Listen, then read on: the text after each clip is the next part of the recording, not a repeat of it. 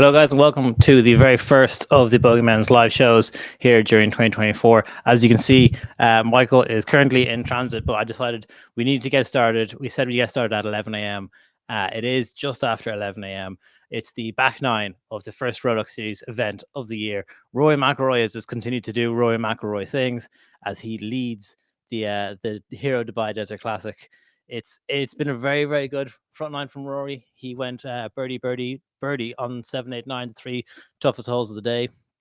To now have the lead by 3 over Cam Young. I think Rory has just been over the last couple of weeks. So he went birdie on 8 and 9. He was 3 under for the front nine as a whole. Rory has seemed to got off to a hot start. I think we spoke about on the podcast how he might be a little tired or just kind of disjointed after just losing the Dubai Invitational last week to Tommy Fleetwood, but it seems to be the exact opposite. He's got a tricky enough bunker shot here on 10, but he's in a good position. He really seems to be in total control of his game.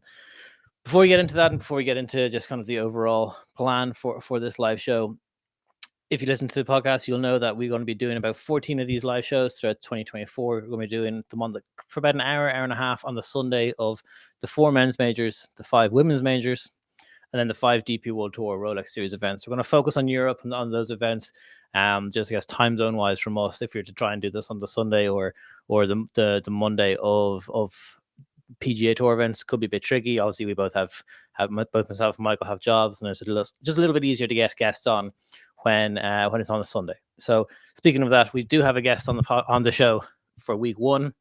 He'll be on in about 15 minutes or so, and that's Joshua Lees from the Mirror over in the UK. So he's actually currently on site at the Hero Dubai Desert Classic. So he's either going to join us from on the golf course, following Rory McIlroy and Cam Young. He'll be joining us for about 15 minutes as well. But he's the one who wrote an article about Joaquin Niemann, and he had an interview with Joaquin Niemann, an exclusive, at the start of this week about Joaquin coming back, trying to play a number of DP World Tour events to try and get WGR points, because obviously Liv doesn't have any of those, and no matter how much or how well he plays with Torquay, he just isn't going to be getting those points. So he's currently Niemann tied for 5th place through 11 holes. He's 10 under par. So we'll be chatting to Josh about that article, about the tournament overall this week, as well as a little bit of a look ahead to the first major of the year, the Masters. So I'm going to just a quick reminder as well, guys, that if you have any questions, if you have any comments, get them into us, and we're going to pick one person at random. We'll be giving away the prize of the Bogey Men bundle. So we've got a few of these here. These have been selling out very, very, very, very fast. So thank you to everyone who has supported us with that and who has bought either the bundle, the head cover, or the towels. That really, really does mean a lot to us. We really appreciate it. We really appreciate the support as always. Just watching Adrian Moronk. He's a funny one. So he's been doing very well for us. He's a player that I think is going to do very well this year. I think he's going to win at least once. And I was actually with Peter Finnan and a few other guys last night down at Concept Golf, and another player that's really jumped out to me has a pretty good start this year, and obviously he had a very, very good rookie season, Tom McKibben. So Tom, I think, is going to get at least one, more likely 2 wins this year. So he's one that I just wanted to shout out. He's doing very well. Jeez, it's tough doing the live shows. If you trip over yourself, there's no retakes. Tom McKibben is doing very, very well.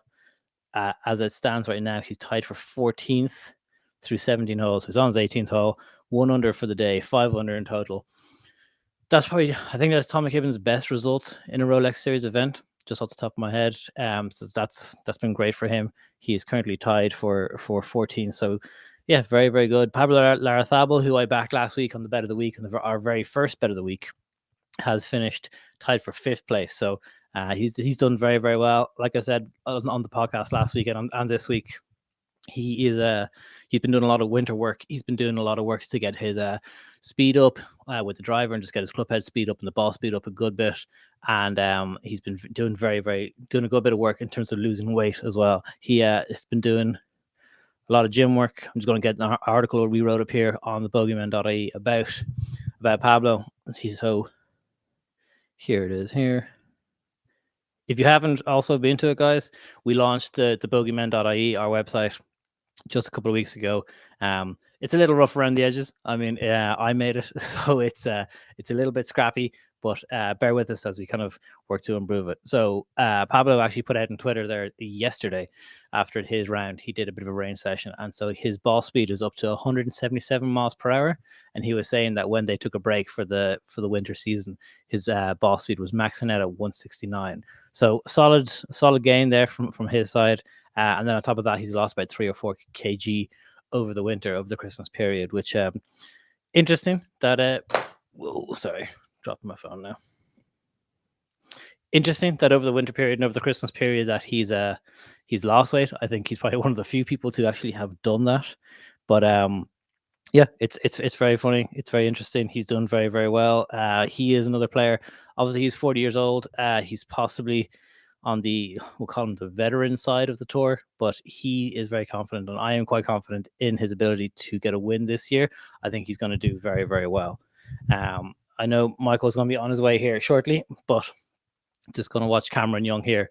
10th hole, birdie putt. Rory tapped in for, Roy's 15 under. Roy tapped in for his par. Cam Young there making a bit of a headway, so made his birdie. He's now 13 under, just 2 shots behind. I know the commentators on Sky Sports were saying that over the last 3 days, Cam Young has played the back nine in 14 under par, whereas Rory has just played it in 10 under par, so the 4-shot differential.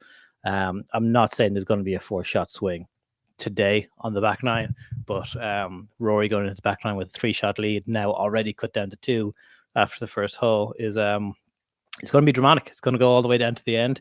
It's going to be a lot of fun. It's going to be very, very interesting. We've already got 1 or 2 quick questions in. Just a reminder, guys, that if you do get any questions or comments into us, there is a Bogey Men bundle. There's a prize for you. We'll pick a winner at random. And Hao Tong Lee is a player that's been doing very, very well. He had a good week last week. He's here in the mix now. He's in 3rd place. He's 11 under par through 11 holes, tied with Adrian Moronk. They're playing together as well, which is a nice combination. Actually, a good duo, I find. Who they both hit the golf ball a very, very, very long way. But Hao Tong Lee is a very interesting person, and a very interesting. He's had an interesting tough 2 or 3 years. So I think from about 2021 to just about late in the last season, 2023, Hao Tong Lee was more or less lost, really, when it came to the driver in particular. He was grinding away, working really hard, but he was just missing a lot of cuts, and his game was really, really in a bad shape. I remembered for the 2022 Horizon Irish Open down in Mount Juliet, I was there on site from the Sunday beforehand, and Hao Tong arrived on Sunday afternoon, straight away on Sunday afternoon before the tournament. He'd obviously missed the cut the week before, decided to get to Ireland fast, got there on Sunday, arrived straight to the range. He was there all day, all afternoon, Sunday, all evening.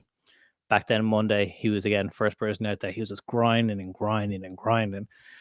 then in the end, it turned out that he had a problem with his vision, and he ended up getting laser eye surgery. And that was a big part of it. Obviously, there was a few other things in there in terms of just like mentally, he was struggling a little bit because of the bad play. But he got laser eye surgery, and his game has turned around, obviously, in a very, very big way. He had a great result last week. He's currently tied for 3rd here now. He's won this event. He won this event in 2019. So this is obviously a place that he likes. Of course, he likes a lot.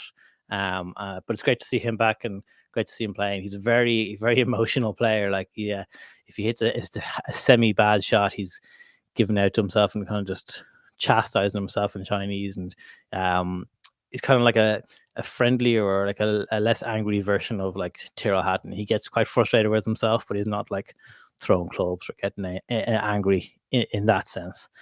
So yeah, it's a good leaderboard. It's a very, very solid leaderboard. Obviously, I'm a big fan of the Dubai swing and this UAE stretch on the DP World Tour. I really enjoy watching it. I think it's great. I love waking up in the morning and golf being on straight away. That's just like the golf sicko in me, though, more than anything. But this is obviously the biggest week. Like the crowd, the field is the strongest this week. Rory's going to go back over to the PGA. Adrian Moronk is as well. Cam Young is obviously. Brian Harman is here this week, and It hasn't really done a huge amount. I don't know if Brian Harman's going to be coming back to Dubai after the week he had. He wasn't too happy with it. But next week is Raz Al Khaimah in the Al Hamra Golf Club, which is about like an hour and a half down the road from Dubai. So that'll be a little bit of a weaker field. But Daniel Gavins is the reigning champion there for next week's tournament. And Dan Gavins seems to be in a pretty bad way. I think he came DFL this week on... Did he? He did indeed. Daniel Gavins came dead last, unfortunately, 126th at 18 over here this week. So he seems to be in a little bit of a not a great way swing wise. So I don't know if he's going to do particularly well when it comes to retaining his title. But that's next week. We'll worry about that next week. Roy McIlroy there. We're getting the highlights of his round here so far, and his two birdies on 8 and 9, like his birdie on 8 in the middle of the green, swinger right to left, just sneaks into the right side of the hole. Lovely putt. He's sporting the olive pants. I think if anyone watched the Netflix series, obviously they're at Adidas, but Colin Morikawa wasn't a big fan of the olive pants. So now Rory's sporting them. He's wearing the white and the olive pants. Looking good, looking like a man who's going to win. Now, I'm delighted to say he has just joined us from on site at the Hero Dubai Desert Classic. Joshua Lees. Josh, how are you? How are you doing? Thanks for having me. No worries. How are you keeping? You're on site of the tournament. I am, yeah. I'm just here in the media centre at the moment, just overlooking the 9th and the 18th green. So we're nicely poised heading into the back 9.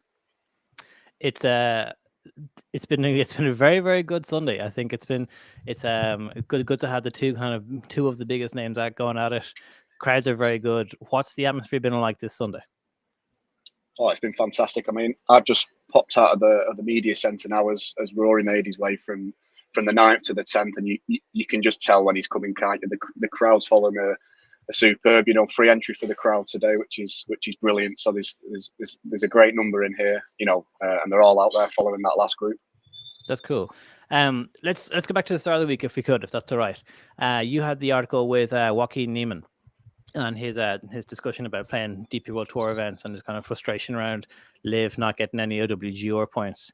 I guess firstly, could you give a sense as to where Joaquin started when he in terms of world ranking to where he is now? Obviously, he had his win recently enough, but he was a top 20 player in the world when he went to Liv.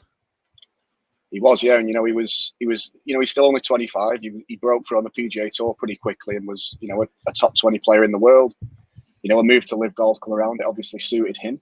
Who knows? We imagine there was a big deal on the table, but obviously the package they gave him seems to suit him, and he's gone over there. He's played some fairly solid golf with Liv, but it has seen him drift as far as nearly 90th in the world after being in that top 20 in around a year, which people question the world rankings and things, but at the end of the day, that's what you need to get in these major championships. And with Joaquin being so young, not being a past champion, it's not looking great for him this year. Of course, I can totally understand his point. I think majors with Joaquin Niemann are a better place. A guy as good as that, and a guy that has risen the way he has, should be at the majors. Whether he can find his way in with help this week, who knows? But it's not looking great for Liv at the moment. So I guess he's obviously tied for 5th, as is in the tournament so far. A few players have gone off and joined Liv. Their game has realistically kind of fallen off. Cam Smith has gone a little bit quiet. DJ, you could probably make the argument that his game has gone a bit quiet as well. I don't think you can say the same thing about Brooks in the year that he had last year. Joaquin Niemann also seems to fall into that latter group as well. His game is very much here. He's in contention. He won at the ISPS Honda Australian Open. Didn't that get him a spot into the Open Championship for this year, though? It did, yes. So the win in Australia gets him an open spot. Obviously, he's still relying on places in the other 3, and especially the Masters. That's why obviously he's here this week. Winning the Australian Open as well gets him here, gets him the chance to play here again and to earn those ranking points. But I mean, he said to me late last week, the only reason he's here is to get a spot at the Masters, which I suppose you can't begrudge him of that if the opportunity is there to be taken. And again, similar to the majors, the field and the event this week is better off. Oh, big time, absolutely. I think having Joaquin Neiman in the field makes the tournament a lot better.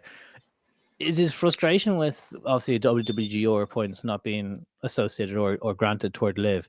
Is he more frustrated at like a lack of understanding of that, or is it just he understands that it doesn't meet the criteria, so he has to go and play these events, or was his point more Live should be getting OWGO points? Yeah, I think it's the latter. Really, I think his frustration is with the ranking system. Um, how he was coming across last week. He was clearly saying, these ranking. I think the line he gave me was the rankings are unfair.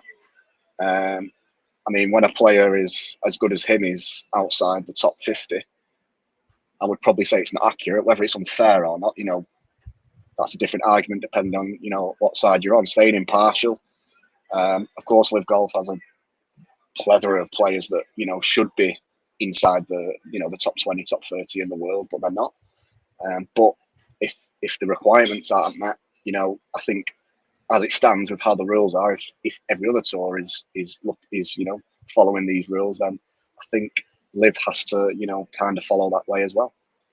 Yeah, I always find it funny that a lot of the players that have obviously joined Liv are giving out about the fact that Liv doesn't have, it hasn't been granted WGR points, but it's the same for any other sport. You sign up for the league or sign up for the game, and you play by the rules that are associated with that game, and no one can say that the OWGR came as a surprise. Like the OWGR has been around for a while, and people have been playing by those rankings for a long time. It's just a case of it suddenly doesn't suit those players. What does Joaquin need to do now to get into the other majors? Obviously, getting the top 50 in the world now this week. He looks like he could get very close to that. He's currently, 60th after his win? Yes, I think 60th, 61st in the early 60s. So, obviously he's not going to win this week. I'm not 100% sure what the maths are after this week and where he has to finish, but I think it's going to go a long way to help him. But I imagine if he doesn't win this week, he's going to need a couple of more starts elsewhere, and maybe a win elsewhere as well. Okay. What's the atmosphere been like on site? Oh yeah, it's been a great week. It's one of the the top events of the year, being a Rolex Series event. I always think, especially in recent years, I think the DP World Tour has been starved of fields like this, and long may it continue. It's been a great event. There's been great crowds, especially over the weekend, especially today. Looking out just now at the grandstand at the 18th, it's full already. With the group starting to come in, the crowds following Rory and Cam Young are huge. So it's been a great week so far, and it's looking like we're going to get a finish that's going to match that. Yeah, Rory is nearly like a hometown favorite over there. Obviously, whenever he comes back to play the Irish Open or like obviously the Open, will come back to Portrush in 25. Rory is one of the biggest, if not the biggest, draws. But it's always funny that he started his career in Dubai since I think it was 2009. He starts every season out that way. He really is like a hometown favorite over there, and I guess with the amount of expats that live over in Dubai, I'd say he probably sees quite a fair few Irish jerseys and hears a lot of Irish accents out there. It's probably quite jarring for the first time.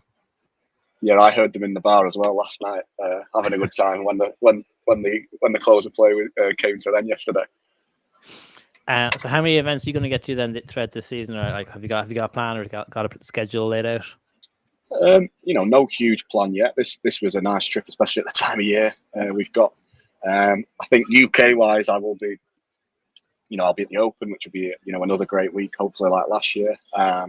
Live Golf as well. I mean the rise of the event, the importance that it's showing, in the world of golf now with the players it's got and things. That'll be an exciting event. That's at JCB, which I've not been there personally, but looks a really, really amazing setup. So there's some exciting weeks coming up across all three tours. Yeah. I'm just watching Rory here teeing off on 12. How has his demeanor been throughout the weekend in particular? Obviously, he shot himself into contention there on Saturday, but on Thursday, Friday, what was his demeanor like? Because he's very much a momentum player. Yeah, definitely. I mean, I followed him, over a few holes across the first 3 days, and he took a little bit of getting going, didn't he, on day 1 and 2? You could kind of see that with the body language, slightly leaning off shots and a bit sluggish and things. But I mean, he was a different man yesterday. And as you say, he's a momentum player, and you can see that, you know, when he's walking off the tee box and off greens, that, you know, he's got that stride in his step. And I think if you were out there playing against him and you see Rory McIlroy making his way around like that, you know, it's always a sign for worry. But, you know, yesterday was incredible, and that putt at 18 just tops it off, really. And then Cam Young, I guess Cam's a player who he's pretty unflappable, to be honest with you. Whether he's playing well or playing poorly, you can never really tell. He hides his emotions quite well. Probably a quite contrast into Rory in that way. If Rory's hit a bad shot, you know it just from looking at him. What's Cam been like? Yeah, so I was out with Cam on either Thursday or Friday when he went out early with Tommy Fleetwood and Ryan Fox. And, you know, you perfectly put it there. He's very calm, very collective. You know, he knows how to keep his head. Like you say, I don't think you could tell if he's hit an amazing shot or a bad shot. I think there was a phone that had gone off as well whilst he was on the 11th tee. And he and his caddy made the joke of, you know, it'd have to take a train coming through to distract him. So he seems very focused, very switched on. You know, he's a great player. We've seen him over the last couple of years do well at the Open.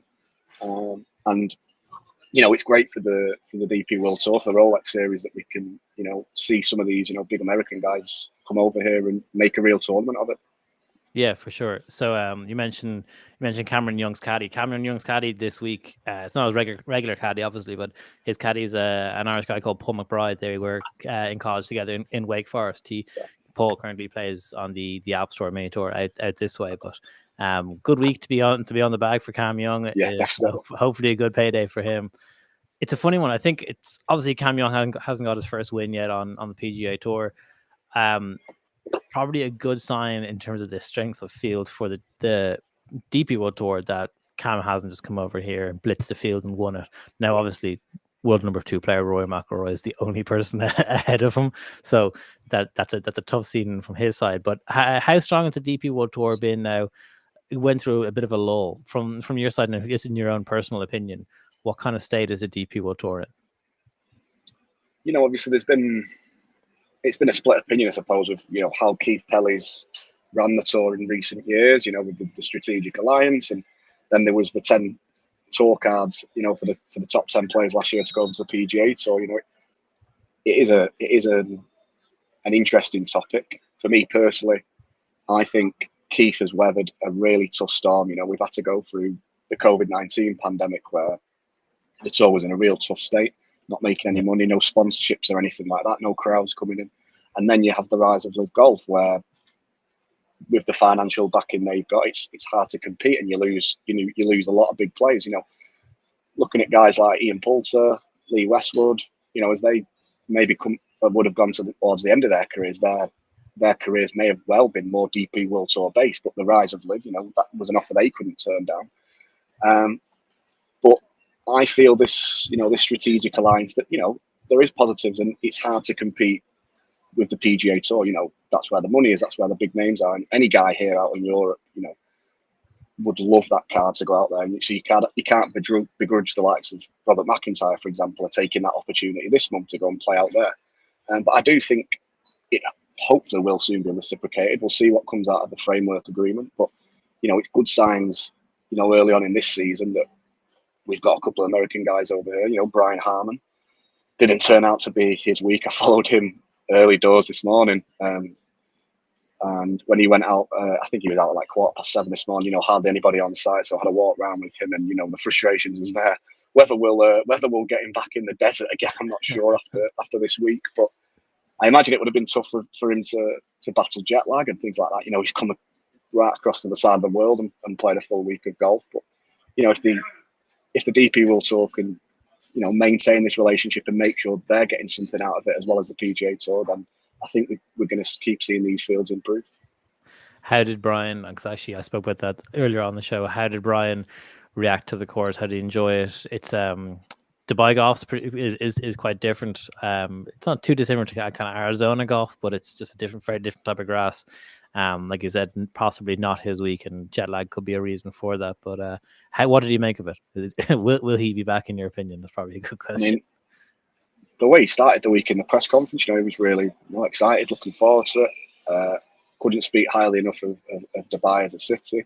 I think he said, you know, from his practice rounds, he found the course, you know, quite a tough battle. But I think if the top guys are finding the course tough, then for me that's a great sign.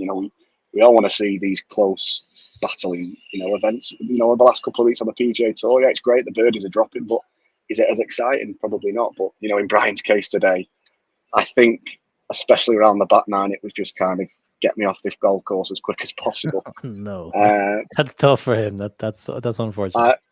I know, and as an Open champion, and as a relatively nice guy as it comes across in the media, it was quite a tough watch. But yeah, I think around the greens, just from a personal point of view, watching on, I think probably is where he struggled. The rough around the fringe and things quite thick out here. I think they were trying to find the balance of how to land their wedge shots and the run out of the greens as well. I think maybe a little bit different, but it was tough for him. But hopefully he can be one of the guys that does come back in years to come. Who have been one of the guys that have, aside from kind of the Rorys and the Cam Youngs, who have stepped out or stood out to you? Is there anyone that you wanted to spend a bit of time with to follow? Yeah, I mean, it was great to see the Højgaard twins partner together.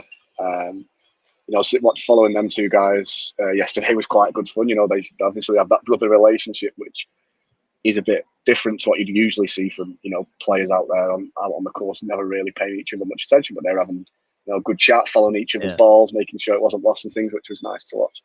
Have you found a way to be able to tell the two of them apart? I think the only way I can now at the moment is I think Rasmus has grown a bit of a mustache and Nikolai's grown a bit of a beard, or it could be the other way around.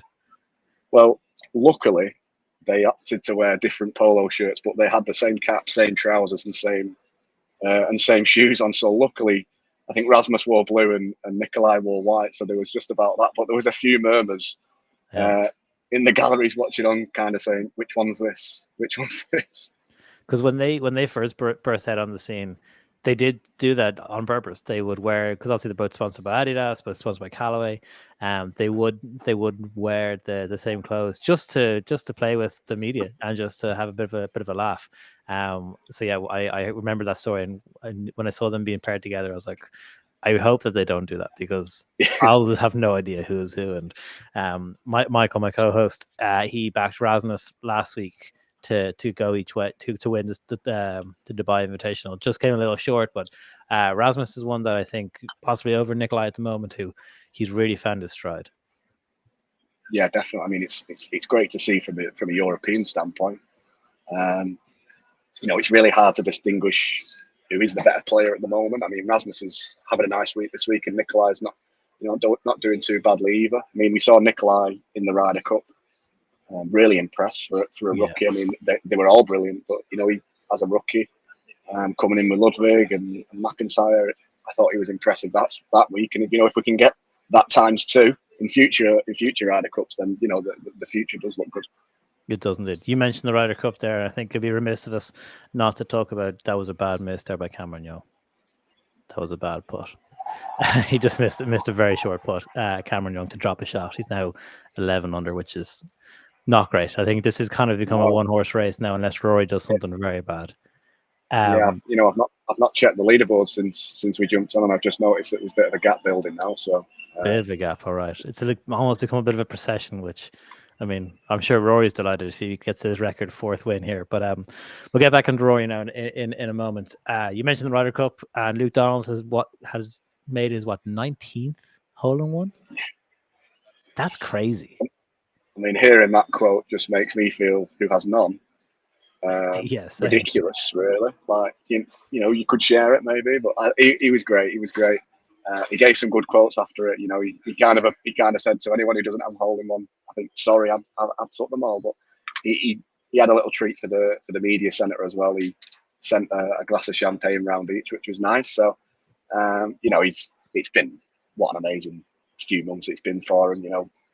Captaincy out in Rome was incredible, and then to get the recall for Bethpage Black, I mean, I think it was a no-brainer decision.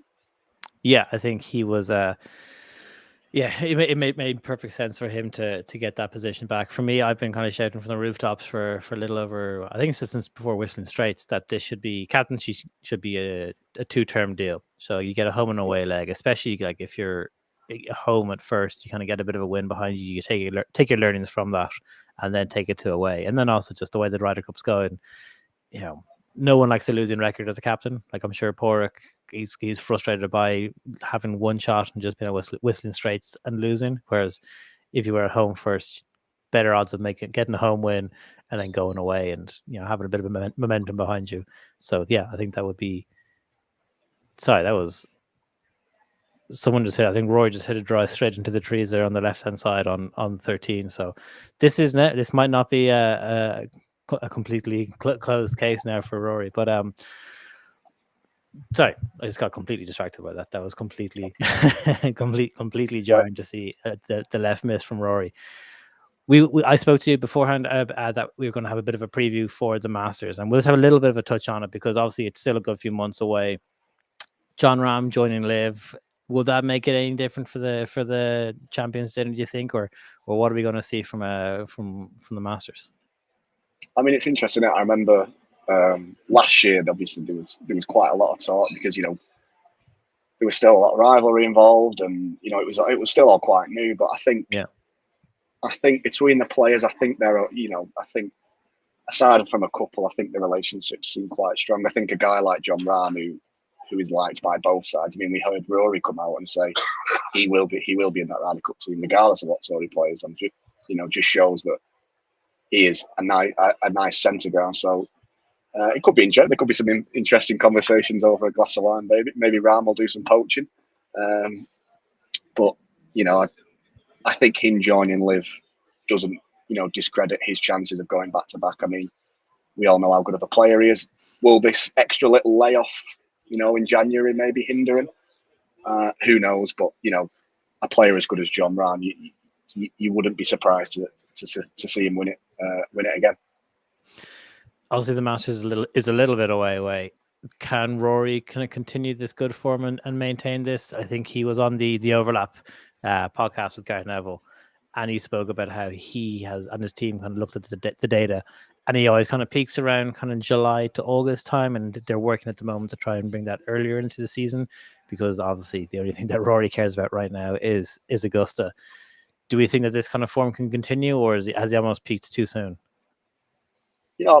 Here's hoping. I mean, on his day in the world, there's nobody better. I think the tough thing for Rory is it never seems to be a consistent 4 good days of golf. He might shoot like he did yesterday, but then he might have a 75, 76 in him, which blows him out of contention. I suppose it depends when that comes. I mean, I still think it's a case of when, not if, at Augusta. I think he's too good not to do it. But it must be hard for him. I think he knows that he's got that on his back. But hopefully, he can, get over the line here. He can carry on that form in the States. And if he is brimming with confidence, he will be hard to beat. Yeah, big time. Is there anyone then for the next couple of weeks that you think we should be keeping an eye on the DP World Tour? Any young players or anyone that you think is going to have a big year? Well, someone I've been impressed with, this week and over the last year or so, actually, is Alex Fitzpatrick. Obviously, it's hard coming into an arena where you've got an older brother who's such a good player, he's a major champion. As some people might think, that helps because he's got the help of Matt, which I'm sure he has, which does give him some advantage. I think becoming his own player will be very, very important to him. He doesn't want to be known as Matt Fitzpatrick's brother. He wants to be known, for his own efforts. And he's put a really good week together this week. He's still only a young lad. He's still relatively unexperienced. I think he's had a little wobble today in the final round. But playing in these events alongside a Tommy Fleetwood, for example, there'll be a big crowd out there watching those two. It'll only do him the world of good. Broke through with a win on the Challenge Tour last year and had a good performance at the Open after getting through qualifying. So I think he's definitely someone to keep tabs on. I don't think his name will be far from everybody, especially considering who his brother is. So I think he's got a good year or two coming up, and that win on the DP World Tour I don't think will be too far away. Yeah, that's a great call. Alex Fitzpatrick is another good young European that I think we're talking about Ryder Cups. This is someone that will be a big part of it going forward. And between himself, his brother, the Hogarths, Ludwig Aberg, and Victor Hovland, we've got a pretty strong young generation of Ryder Cup superstars coming through, which is very good. Listen, Josh, thank you very much. Thanks for coming on. I appreciate it. I know that there's only about 5 or 6 holes left in the tournament, so I'm going to let you get back out there and enjoy it and follow Rory for us. Cheers. Thanks for having me. See you. No worries. Thanks very much. Okay, so Josh Lee, there some very good insights from on the ground at the Hero Dubai Desert Classic. I promise you guys, Michael is almost here, but what we're going to get into next is the bet of the week. So this is a segment that Michael and I have been running for the last, this is actually week number 2 of it. So it's all still relatively new. But each week we're going to be running on the podcast our bet of the week segment, which is where we place a 5-year bet on the DP World Tour action. Myself this week, I backed Thorbjorn Olesen to finish in the top 10. I backed him at 13-5. And it was a pretty tight call there for the first 3 rounds. He was in there. I think after 2 rounds, he was tied for 6th. After going into round 4, then this morning he was tied for 7th. So he looked like he was in a pretty good spot. And then he unfortunately has just absolutely tripped all over himself. He is now he's 4 over through 15, and honestly, there's only one reason for his poor play today, and that is that his driving has been by far the weakest part of his game. Obviously, last week I backed Pablo Larrazabal because I did a little bit of research on him. I was watching him. He'd been doing a lot of work, as I said earlier in the show, over the winter to improve his driving, not only his driving distance but his driving accuracy. And unfortunately, Thorbjorn has done pretty poorly, but this week and last week when it came to driving. So yesterday he had to hit 5, maybe 6 provisional drives off the tee because he was missing them entirely, the desert, the dirt, the trees. And so far today he hasn't hit a single fairway, which is very, very tough. And as a result, he's putting himself into bad positions. He's just hacking the irons out, getting onto the fairway just by getting onto the green. Here he is. Talk about hacking out. From one sporting event to the other. Come on over. Under 8s football ran late. Apologies. Have you had the chance to watch any of the golf so far? I've actually been watching you. You've been watching me. Oh god! So I've been watching the live stream, our live stream while I was. So you're one of the viewers. I appreciate that. Yeah. That's one of them. I'm just talking about. So we had Josh Lee on from the Mirror. So he was giving a really good insight. What did you make of kind of the vibes on site, or anything that Josh said to jump out to you? I thought it was. I think it's really cool that we could talk to someone who's there and can kind of tell us the vibe that's going on on what it's like. I think there's some seriously good golf being played, and it's actually probably, as we're watching this, Moronk has really impressed me. He's been good. Listen, I don't want to say I've been telling you about this for last year, but I've kind of been telling you about this for the last year. I'm not a Moronk fan, but yesterday I watched the golf, and he was really, really impressive. He was really in control, and he said is very much in control of his golf ball. It's very good to watch.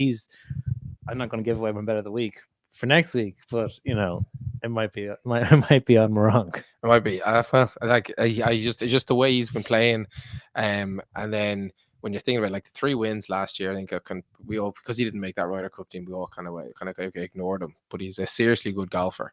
He's just not nice on the eye, though. I think you're the only person that ignored him. Maybe me, yeah. But I just don't think he's nice on the eye. His swing and I guess his the pre-swing practice and stuff like that. Yeah, it was like watching Peter Crouch play football. It just wasn't pretty. It was awkward looking. To me, it's not. Kind of harsh to compare him to Rory or to an Adam Scott or the Højgaards, because they're such a nice swing. But yeah, that's fair. Rory now. This is my type of golf. In a bunker with a tree right behind you, kind of half in your swing. I can see myself. This is related. I'm kind of related. Yeah, exactly. Yeah. So we were talking. I was talking through the bet of the week. So this week, as I was saying to the guys, that I had backed Thorbjorn Olesen to finish tied for 10th, and I was looking into his stats and I was tracking his shots.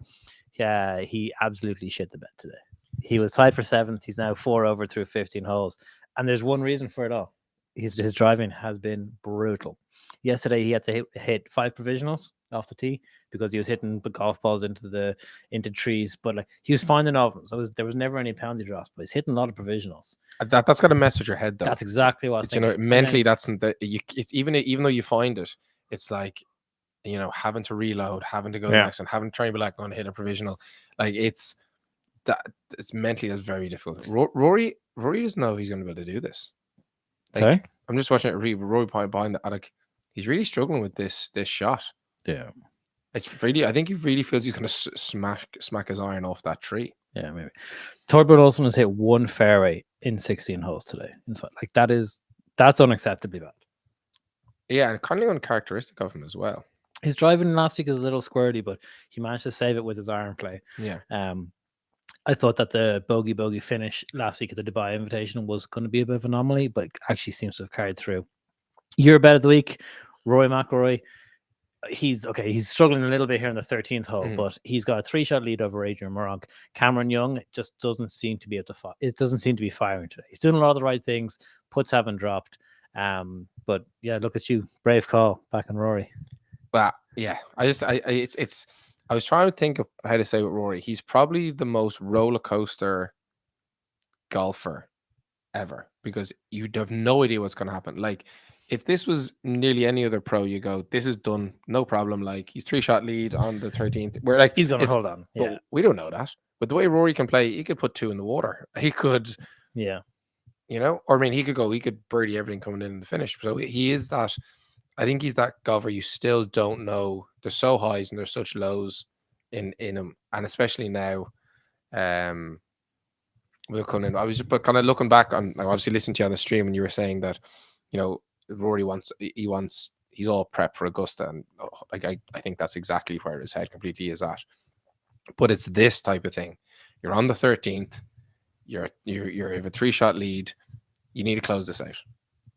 Yeah, because I think that's where he comes down into the problems, and that's where I think his clutch moments that he just sees things out, or like, I think that's where he needs to get really good at, because at some point, if he plays well, he's going to be in the top 5 at the Masters. Like if he's playing, if he's playing okay, he'll still be there. He's still going to be there because his floor is so high. Exactly. Yeah. So I think this is where from his point of view, this is where he really needs to work on that. And I think, listen, that's easier said than done now, but I think that's where McIlroy needs to really focus on it. And I think playing all these tournaments all the way up and starting early is exactly the reps he needs. And in his head, he needs to play this as if it is Augusta, in my opinion. Yeah, that's fair. Not like, oh, it's just if I like I think last week was ridiculous. What, the way he just tripped over himself? But even how he answered it afterwards, I'm just going win.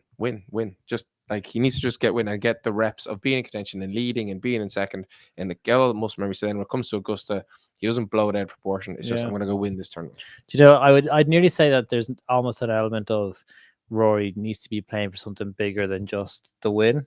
Obviously, this week here, if he wins here, he's made a bit of history. He's the only person to have got 4 wins.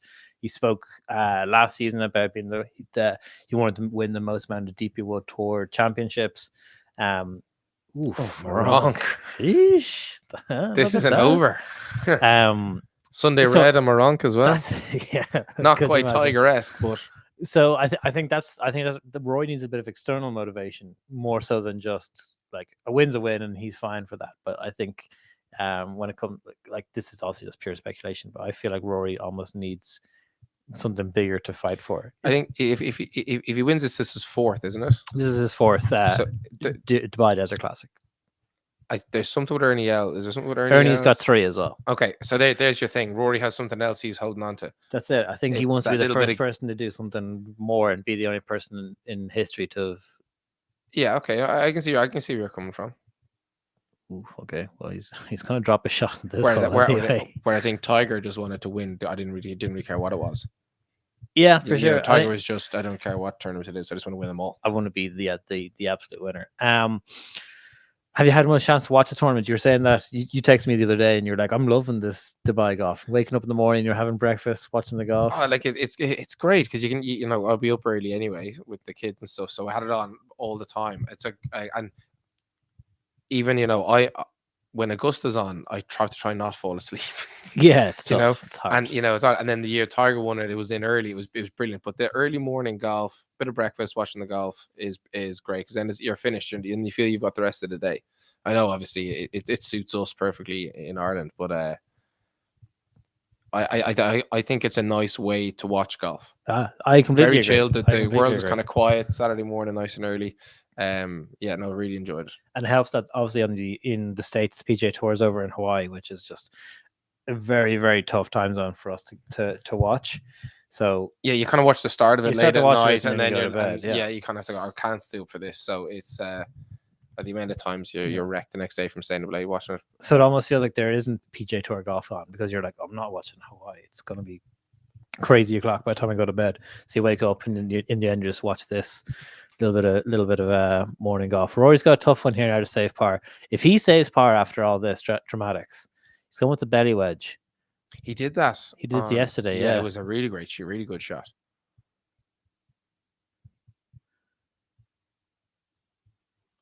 Oh, go on. Oh my gosh. Maybe like a half an inch short, half a millimeter short. It's good. Half a centimeter short even. Good Dublin jersey. Good Dublin behind him. Yeah. There's always one Jack GA jersey in every sporting event in the world. Well, I've already seen a couple of Ireland jerseys in the background, and I was saying to Josh that this is kind of like Rory's very much a home favorite here. He started his career in Dubai. His first win in the DP World Tour was out here in Dubai. He's obviously won this 3 times, but he starts the season here every year. It really is like a home game. Even when I was over that way as well, the amount of Irish people is a lot. There's a lot of Irish people, like a lot of the teachers, stuff like that. Like a lot of Irish out that way. Yeah, I know a good couple of people out there, and there seems to be a huge kind of ex-Irish community out there. Who else has jumped out to you? I don't want to say in the podcast I was totally right, but Sean Crocker missing the cut. Yeah, that was tough for him. Especially after the week before playing so well. Yeah, I did say in the podcast I was like, I do think his best result of the swing was going to be last week in at the Dubai Invitational. Yeah, he did that green room video where he talked about like sometimes he just hates this course, and this course seems to hate him, where he just can't seem to perform here at all. I think he's played here like 6 times and made the cut once, which is tough. That's tough. Kind of wish I knew that stat as well before the podcast. But yeah, didn't back him, which is nice. Yeah, but I think he's still coming back into it. Like he had that injury that kind of laid him off for a while, so he's like, I think any kind of reps is good for him at the moment. I know he's obviously not great missing this week, but he's just such a cool dude. Yeah, he really is such a cool guy. A lot of time for Sean Crocker. Rasmus Højgaard's been doing very, very well as well. Himself and Nikolai obviously getting paired together yesterday was fun to watch. But I think they put that video. I think we were chatting around, but they put their swings side by side. You were able to notice differences. Yeah, and I'm not going to say which one was Nikolai, which was Rasmus, because I still get them mixed up. But one of them has a bigger overswing, so he goes further, and then the other fellow there's a massive big shift of weight. Yeah. And that's one else. That's the lad. I think who hits it further? I don't know, man. One of them. I know one of them hits. They've both hit it a mile. But I looked at it, and then obviously I was listening to the commentary. They started saying that was a reason. But yeah, there's a big shift in weight. Yeah. Because apparently, Anya Donegan says I have a big overswing. She saw a video. She says that you need to cut that out. Well, yeah, you do. I try and hit the ball on. The kid's done well. Yes, Tom McKibben tied for 14th now. Yeah. Shot 2 under today, 6 under in total. That's a really good result for him. I think it's actually his best results in a Rolex Series event. He's done very, very well. Obviously backed it up with a top 20, top 30 last week at the Dubai Invitational. So listen, he's going the right way. It's steady. Yeah, it's steady. It's Fleetwood's done all right. Like I know after a win. Yeah, top 14 as well. But I was chatting with Peter Finner from Irish Golfer magazine last night, and I asked him the question. I was like, "How many times do you think Tom's going to win this year?" And again, his consensus was he's definitely going to win. He's going to win at least once. I I was saying he's going to win twice. For me, I think Tom's good enough and he's mature enough now at the moment. It seems that he's very comfortable. Compared this to this week last year, where he missed the cut and didn't particularly enjoy himself. He seems to be a much more round player. For me, he's someone that's going to win twice this year. Yeah, I think where your point is that I think he's learned a lot from last year. Obviously, he got his win, but I think even listening to him speak, he's that mature enough. He knows his game that little bit better now. Yeah, I can see him winning twice. I think trying to get courses in terms that fit him, it will be the key to that. I think. Yeah, I'm not too sure what his course fit is. Yeah, I don't think. Yeah, and I don't think he's that. His game isn't fully rounded yet to know that fully. But I think. Nice shot by Marcel Sim. Yeah, because he hits the golf ball a good long way. Like he's good with a 3-wood, like he obviously 3-wood. Like he can hit. Like the distance isn't an issue for him. Yeah, he's an aggressive player. He likes playing front foot. He's from what I've heard from people in the industry is that he doesn't really like laying back on anything. If there's like a tight drive or a tough drive, and the options either hit a 3-wood to the fat part of the fairway or attack it with a driver and take the corner on. He enjoys taking that driver out and hitting the bigger shot and the tougher shot, which I think is great. Look, from a confidence perspective, I think that's what you want. From a 19, 20-year-old kid, you don't want to be like, let's play the safe shot here, Go for it. Absolutely. It's the same thing about the 18th at the Porsche Open when he won. Like it was we went for it. And like that shot in that the 3-wood he hit was unbelievable. Yeah. And then afterwards he was like, it was actually the less it was the easier shot. That's what's then in his mindset. If that's his mindset is that's great. Like that's exactly what you want if you're gonna be winning. Yeah, for sure. Adam Scott's creeped up the leaderboard here. Good to see Adam Scott kind of back playing. He again solid. Yeah, tied for 8th, 9 under par, 300 for the day. That's been he hasn't done anything mad, but he's not kind of shot himself out of it. I'd like to see a bit more from Adam Scott, though. Just like everyone talks about how, and we spoke about this before, how everyone has so much respect for Adam Scott, and he's such a lovely guy, and he's so classy and handsome swing, and all that stuff.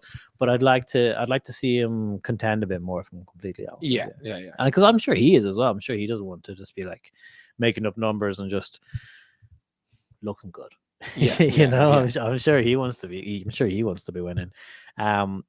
Since the loss of that big putter when he won the Masters, it really, it seemed to have hurt him all right. Yeah, I think he's never really caught it back since then. That's fair. Yeah, the broomstick putter. You should just do the Bernard Langer thing and just give everyone the 2 fingers and keep using it. Keep using it. Just like, I don't care. I'm still using it. That was. I'd love to see Adam Scott getting a win, but Tom McKibben for me, he's going to win at least twice. Actually, speaking of Tom McKibben, I'm going to be going to the Soudal Open in May, which is in Belgium, the week before the European Open, the Porsche European Open, and then I'm going from there. I'm going to fly straight to Munich. And I'm going to be on site for the European Open because I was like, it's Tom's reigning champ. He's definitely gonna be playing the tournament. So I was like, I'm gonna spend 2 weeks on tour. I'm gonna follow follow the DP World Tour for those 2 weeks. And gonna go to Belgium and Munich. Well, actually, just outside Belgium, just outside Munich. I told my wife that I was doing this. Yeah, and she was like, "You're gonna Belgium and Munich without me." And I was like, "Well, I'm going to be adjacent to Belgium, or Brussels, and in a nice golf course outside the city." Well, she was just like, "Where are you staying?" And I was like, "I'm staying in one of those lovely Ibis airport hotels." I was like, "It's not going to be all that glamorous at all." But you're going to be our man on the ground. That'll be it. Yeah, I figured I need to get to more tournaments. We need to get to more tournaments. Yeah, and these are the first 2 DP World Tour events that are actually going to be in Europe.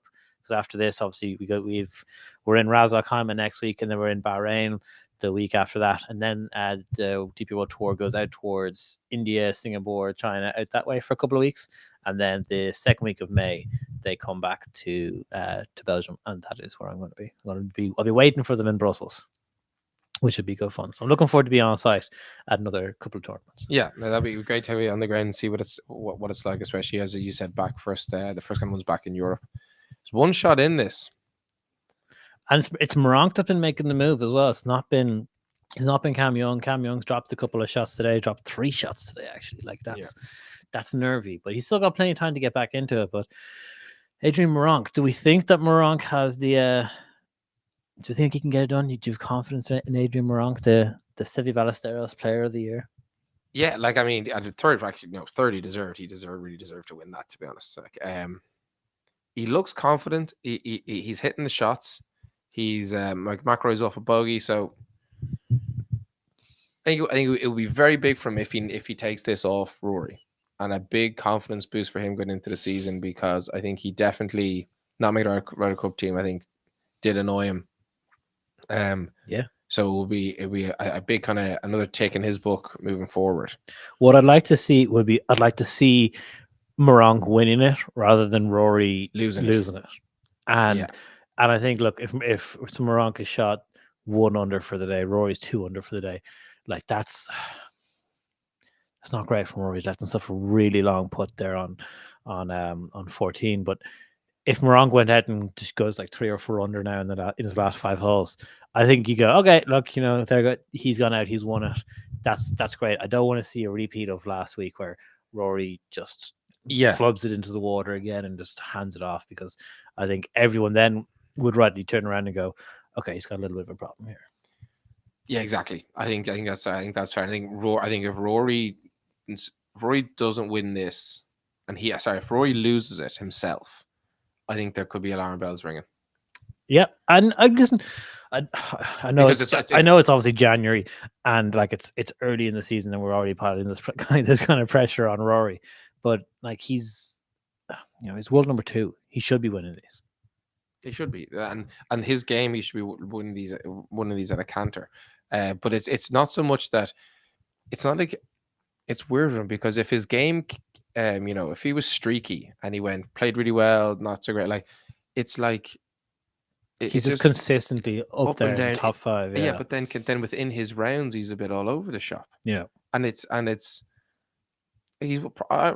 best driver of the ball in the world in my eyes, and then he does something stupid with it, and so to me, and that's why I think it's mental. And it's not that he's rusty. His game is his game. I don't think he's ever lost his game since he started winning on tour way back. Really, yeah. I think everything is mental. When he was struggling with his wedges, I think his game was in a pretty poor place where he could finish top 20, like 20, 30, maybe miss a cut. Great putt though there, to be fair. Okay. But I think wedges was mental. I don't know. Like I'm not technical enough to watch his swing to say this was his problem with his wedges or blah blah blah. But I think nearly all of it is in his own head more than mechanics. Yeah. The same thing when Bryson started smashing the ball, and then Rory tried to get a few extra yards, and it was like you don't need to, like, you're big stick measuring competition. It doesn't matter. You're 2 or 3 yards behind him. Like, it doesn't really make a difference. Don't go messing with something. That's very fair. The one thing that I do not like about Adrian Moronk's game is that he is so slow. He's so slow. Like yesterday, he was put on the clock. In round 1, round 2, he was put on the clock as well. He's a very slow player, which is tough. Where especially because Rory's a very fast player. I think it's a good thing that they're not playing together, because I think that would just frustrate Rory to a degree. Yeah, and like like everyone who plays golf, if they we would be fairly fast playing golf. We're going to hang around. Like you always give out to me. I don't even read putts and stuff and just smash it. But like playing with someone who's we've a friend who's very slow, and it like after the 6th, 7th hole, I get more frustrated by it than you. Like we've definitely. We've played a couple of matches against him and with other people, and you've had to turn around to me and go, just slow down. Yeah, just relax, because you're getting antsy and like it affects you. And I think we know Brooks hates it. Like, and it really rattles him. So I think you're right. I think that would offset Rory if they were in the same group together. Yeah. Cameron Young has that's terribly awesome. Cameron Young has disappointed me a little bit today. I would have liked to have seen him competing a little bit more. Shooting 3 over, it was purely just, I want to say nerves, but like I don't really know what it is. Like the fact that I think nerves is probably a fair comment on it. Like like he still hasn't won on PGA Tour or obviously now on DP World Tour. Like that putt went past a good bit for Rory. Yeah, that's fine. Good Like I think when Cameron was leading it, and then Rory went out. Was it Friday when he? Yesterday, Oh, he went nuts. Went shot 63 yesterday. Like that's hard to know that's coming behind you. Yeah, you know, and you then go, do I push? Do I not push? Am I still in okay nick? Do I just wait for opportunities to come to me, or now do I go searching for them? Because Del Rey gets a serious bounce off the rocks. that's gone to the 9th because that's a double green. So that's gone to the 9th flag, not to the 18th. Oh, so he's screwed. So he's a long way off. Adrian Moronk here now to equal Rory score 14 under on the 15th hole. This would be impressive. Sorry, just burped into the microphone. Sorry, that's gross. Okay, no. So Rory maintains his 1-shot lead now with just 4 holes to play, 5 holes to play. Do you need to run off?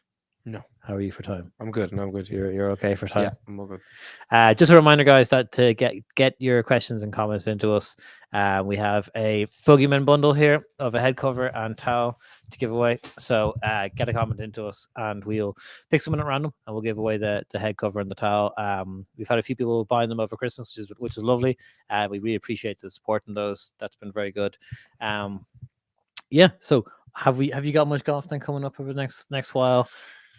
I need to go to the range is what I need to do, and I need to just figure out if I can swing the club again, because I haven't swung a club in ages now. Because it's the weather being so crap, I just didn't want to be tempted to go outside. But I think it's getting a little bit warmer now. I think it's not just that. I think that really cold spell. Less frosty, which is nice. So I need to go to the range and just see what I've got. So I did see there's still a load of great deals out for winter golf in some courses in Ireland. Okay, where's jumped out? I'm gonna put you on the spot here. You're like, oh shit, I just made that up. No, I didn't make it up. I did see there was a lot of the, or even the what's it called? Sorry. Yeah. You're like, this was not in the running. No, it wasn't. Just even like some, but even some like the big. Where is it? We'll find it together. There was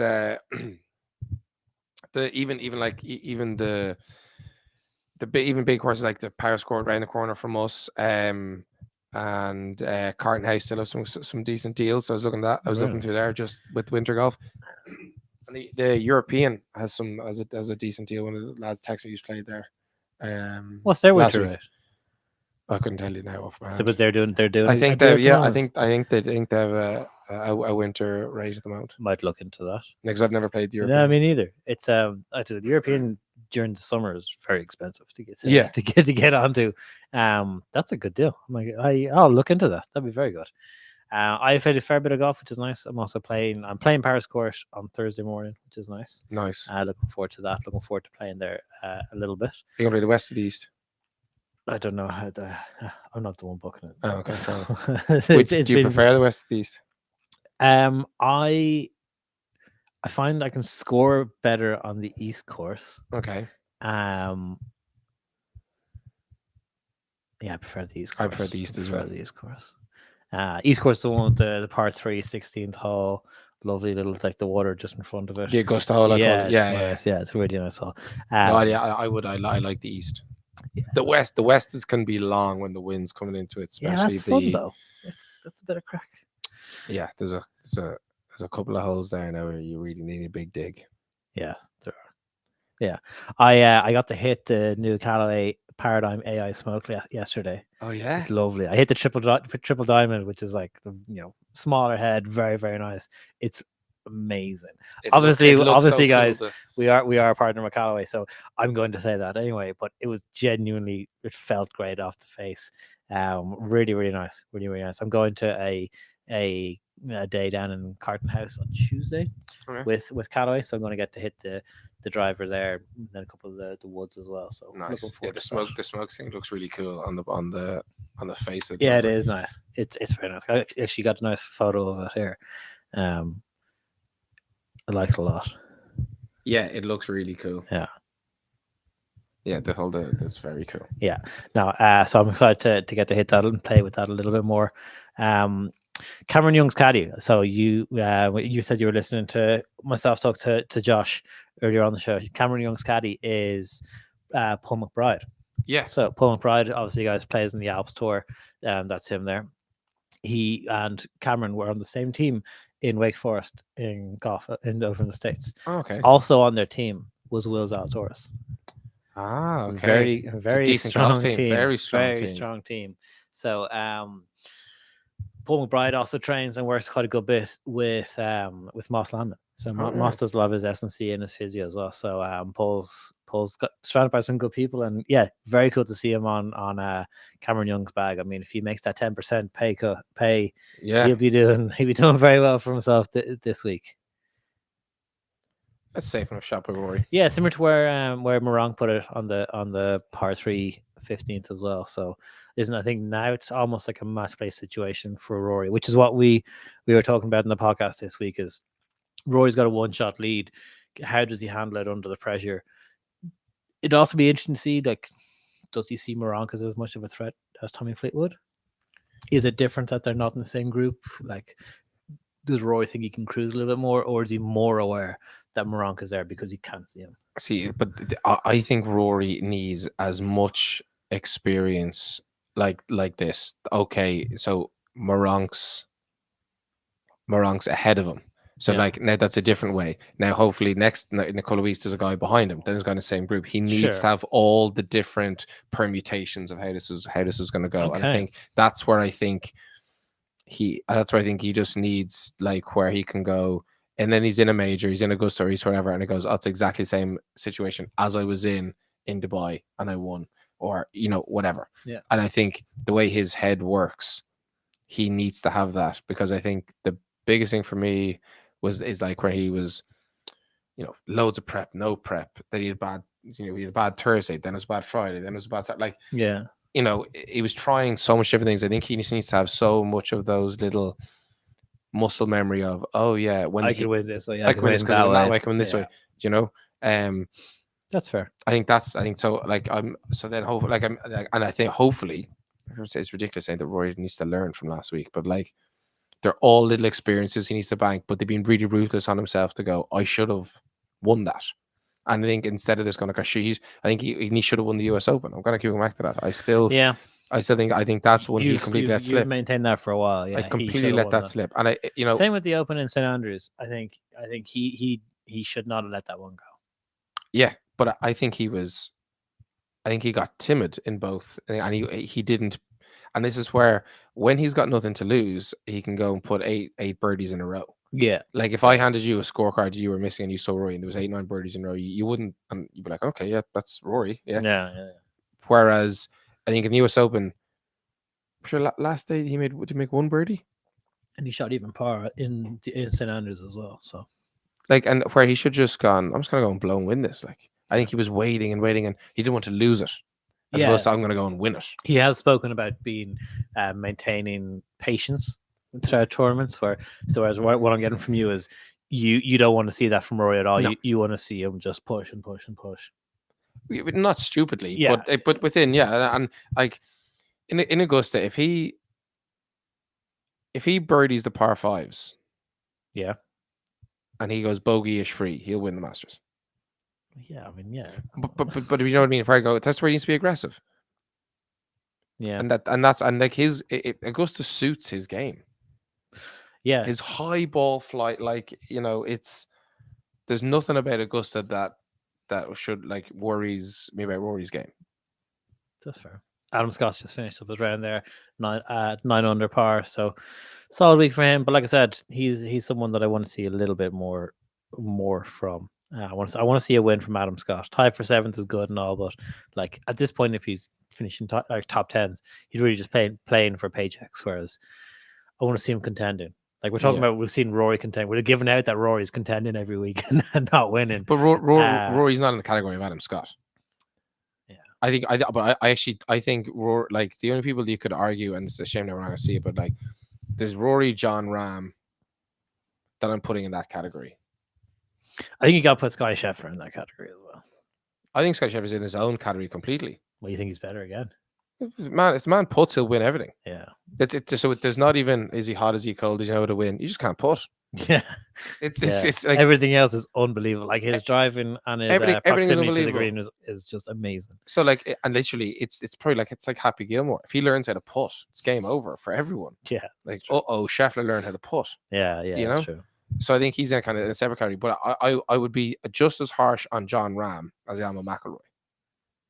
Okay. Insofar as I think that the two of them should be chewing up tournaments. Yeah, it'll be interesting to see what John Ram does now over in Live, or how many tournaments he wins, and because he better just dominate. But I would have thought Brooks was going to dominate. Like, does John Ram go down the Brooks route that majors only now, or does John Ram start going, I want to win the team event, I want to win, I want to win all the time? Yeah, it's hard. I mean, like, he obviously spoke about how he loves team sports and he's a big football fan and that side of things. So maybe he does go down that Bryson route of being really big on the team thing, because Bryson is massive on that. He loves the team aspect of it.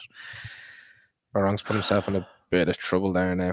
He's gone from rough to rough. Yeah, one side of the fairway to the other. Look, we'll see. Roy still has a tester of a par putt to come here now on the 15th. So I'm interested to see how John Ram attacks this next live season, just from what he wants to do, because I think I'm still surprised he went to live, because I did feel that he wanted rack up PGA Tour wins and put himself in record books, and that's what he was more after. Yeah, like he still has his DP World Tour membership, so he's still going to play a lot of those events. Kind of surprised he's not here, to be honest with you. Yeah, because the season doesn't start off for another 2 weeks, or just under 2 weeks. So I thought maybe he'd like, if I'm a live player, like what Joaquin Niemann, we're watching him right now. I like what Joaquin Niemann is doing in terms of just earning world ranking points. Yeah. John doesn't need it. Well, I mean, he's third, but like we saw Cam Smith drop from like fourth in the world down to whatever he is now. So like you do drop out pretty fast.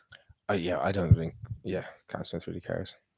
I think he's just I think if you offered Cam Smith just to play live and plays 2-3 things in Australia for the rest of his life, he'd be happy out. Yeah, I think he's kind of. I think Cam Smith kind of strikes me as a take it or leave it kind of golfer. No, it could be horribly wrong now. No, he's spoken before about how he is like that. There's actually a really good video by PGA Memes. Do you know that Instagram account? No. They have a YouTube video where he basically does cribs and he just goes to different guys' houses.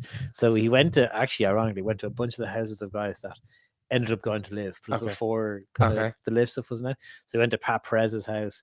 He went to Cam Smith's, and Cam said basically the same thing. He was just like, yeah, he's like classic. He has a house on a lake in Florida with a dock and a boat where he goes off fishing, and he loves it. And he was like, man, if I could go fishing every single day and then play a little bit of golf, that would be the way I'd love to live my life. So that's pretty much what he's doing. Yeah, probably. Yeah, pretty much is what he's doing. So that's fair enough. I'd like to see John Ram dominate the live league. Is he in trouble? Is Rory in trouble? This is his second miss of the day now, Rory. And big enough left. So this is what we're talking about. Is so like how does Rory handle this pressure now? Is he getting nervy or because like pulls left is just nerves. Yeah, it's absolutely nerves. Moronk here now, like very like the rough. That's thick. Like you barely see his shoes. Okay. Oh, that's a poor shot. Yeah. That isn't great, but yeah, what can you do? I would love for us to be able to show the screen in terms of what's on the golf, but for copyright and legal reasons, you can't do that. So we won't be doing that, which is why it's also on mute. So I hope that you guys who are watching us are also watching along on the actual TV as well. Do we want to stick it out until the end, or what would you like to do? We go for a little bit longer. We'll see now what happens. Yeah, so we're on an ad break here, but Joaquin Niemann, right? So he's been playing here now. This week he spoke to Josh Lee at the start of this week about how he's playing these DP World Tour events just to get OWGR points, and he's a little bit of a, like every Live player, he's got a bit of a chip on the shoulder about the fact that Live isn't getting world ranking points. Do you think a statement like that would put off players from going and joining Live? Like, let's say the money is what it is. If you were someone who's kind of on the cusp and you see Joaquin Niemann go, I have to play in these events because otherwise I've got no status. I have to play on the DP World Tour to get into the Open, to get into the Augusta. If you were a guy like, let's take Alex Fitzpatrick, good up and coming player. He's, he realistically is 1 or 2 years away from his first win of the DP World Tour. I know Liv also approached Alex Fitzpatrick previously about joining it, and he turned it down. But do you think that for me, that would be a big factor into not going? If I was someone like that and I saw a guy on Live who's a good player, like Joaquin Niemann was a top 20 player in the world. He's now dropped down to 60th. He's only 60th-ish because he won in Australia there the other week. If I saw that and I was like, I want to play majors. I want to play in Portrush in 2025. I want to play the Open. I want to play in Augusta. And with the status I have now, I can't do that. I think for Alex Fitz, if he joined Live now, I think it would be a mistake. Insofar as I think if you're going to jump to Live, and it's still we're still unknown what's going to happen with Live, right? Yeah. But if you jump, it's putting all your eggs in one basket. If Live ends tomorrow, Poulter Westwood such retired, it's all grand, no hassle. Ram walks back to where, they're good enough to. Cam Smith walks back in, whatever. Yeah. But if you're down that little bit lower one, like Alex Fitzpatrick is still learning his craft, still gaining it. It's actually too risky to then go for him to go to Live. Now, if he picks up 2 DP World Tour wins, maybe plays in a season of the majors, and has his craft and understands his game, then I could see him going. And I wouldn't begrudge him, but I'd hate to see someone like Alex Fitz leave and go to Live, then something to happen, and him to go back to Challenge Tour and grinding. Like, I think that or go to Q School and stuff. I think that's too difficult. And he's already gone through that, and he's in an okay space, a decent space now where he could go and kick on. So I think he needs to be that. It needs to be not a veteran of the PR, the DP World or whatever, but have a lot more experience behind him. For sure. I think that's the way it would go. Yeah. Geez, everyone's kind of falling off Rory a little bit here. Haotong Li just making another bogey. He was in the mix there for a while. He was 11 under. He's now just dropped 3 bogeys in a row. He's back down to 8 under par. That's tough. It seems though if Moronk makes this par putt, he's still just the one behind. I mean, okay, it's 2 foot. Oh, it's a bogey putt actually. Whoa. Excuse me. He had that kind of long chip out of the rough. Yeah. Okay, so now Rory's got 2-shot lead, and all he needs to do is hack out from the desert here. And the thing with Rory is he hits the golf ball so far that if he's in the shit like he is here, he's still really close. He's still got a ledge. Like if that was us, it'd be like, okay, I need to 5-iron here, saute this 5-iron under the trees, but it has to go high enough to carry the rough. It's like the view is so good. I put on our Twitter. I don't know which tee box it is. 8. It's 8. It just looks so cool. I love golf clubs that are in a close round to us. Yeah, in around a city that you can see things like. I actually did like the US Open when it was in this year. It was in LA. Yeah, LACC. Because it was close. You could see the city. Yeah. So you see a few of the mansions. Play by mansion and everything. Yeah, but I it's just something a little bit different instead of just I like golf courses in and around the city and stuff. We spoke a little bit. This is a bit of a random segue, but we've spoken a little bit before about the trophies and how some trophies are very. Let me just save this image here. Sorry, guys. Some trophies are very, very good. Some trophies are a bit brutal. This here is a Wedgwood trophy, right? So a certain number of these were ever made. 150 pieces were made from the 1999 WGC American Express Championship. Where did you get it? So these are these are like collector's items. Okay. Right. Yeah. So you can see this is number 12 of 150. So they used to be, as the WGCs are now over. I'll let you hold that. So it's made out of kind of clay, like clay type of thing. So only 4 WGC blah, blah, blah, blah. only 4 WGCs each year. Yeah. 150 of these made per tournament, and they were given to the players in the field, right? Okay. So they were gifted to the players in the field. They kind of stopped in around like the early 2000s. Once recession hit, then they would really stopped doing it. Mm-hmm. But I've always really enjoyed finding those, and I bought that for about like 60, 70 quid or so. And it's now cool. I saw a few of them on eBay now, and it's now worth about like 160, 170, which is, so you can tell you if they're an investment. Well, I mean, there's more money yeah. than you bought it. What do you make of the trophy here then for the Dubai Desert Classic? Sorry guys, I'm just getting the graphic up for you guys. It just takes a bit of I like it. I like trophies that are connected to the place where the tournament is. Yeah. So there's two things. There's either you get a big match trophy that's really cool, like a football trophy, or it's something that is cool, like the there it is. Sorry guys, it took me bloody ages to get that. It's Arabic. It's like it's an Arab teapot. It's cool. I like that. Like when the Irish trophy when it was made for Crystal. Yeah. That's cool. Yeah. I get Even that. it just looks like a glass golf ball, whatever, but it was cool because it was connect. So I think when there's a connection to it, now some of them are horrendous and make no sense whatsoever. Yeah, sure. Like the chicken trophy. Oh, I hate it. The chicken trophy. Oh, that was horrendous. And then Puerto Rico. Well, Puerto Rico's a funny one because it's a gecko and it's multicolored. And like I guess obviously Puerto Rico is kind of synonymous. Yeah. Is it synonymous with geckos? I'm not really sure. But these are like, this is something I love. So I'm just gonna be closer to the camera. That is Did Tiger win one?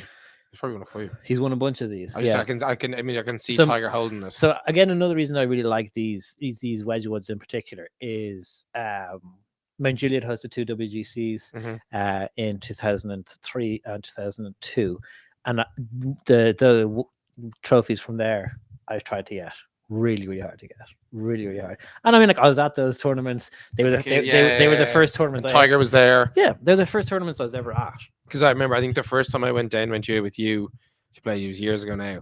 But I thought they still had the players' names on the lockers and everything. Yeah. So like I ran in and stole Tigers. So I had my shoes in Tigers. In Tiger's locker. Yeah. Also, I don't want to burst your bubble on that, but it wasn't his locker. It wasn't actually, because the men's locker room was in a completely different place. I know. It's just it's completely. It just said Tiger on it. Also, what's funny is I've been told by numerous people that ankle socks are now gone out of fashion. Ankle socks. Yeah, and Moronk is wearing kind of joggers, but his ankles are on show. Are you explain this to me now? What do you mean? So do you wear like the invisible socks?